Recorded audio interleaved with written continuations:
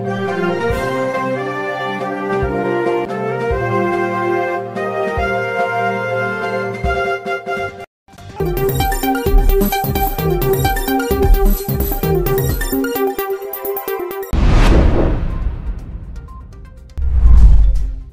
आणि इंदूर या दोन प्रमुख व्यावसायिक शहरांना जोडणाऱ्या रेल्वे प्रकल्पांना केंद्र सरकारने मंजुरी दिली आहे। 309 किलोमीटरचा हा रेल्वे मार्ग आहे। या रेल्वे मार्गावर 30 नवीन स्थानके बांधली जाणार आहेत। 18,036 कोटी रुपयांचा हा प्रकल्प आहे। नवीन रेल्वे मार्ग प्रकल्प सुमारे 1000 गाव आणि सुमारे 30 लाख लोकसंख्येला जोडेल।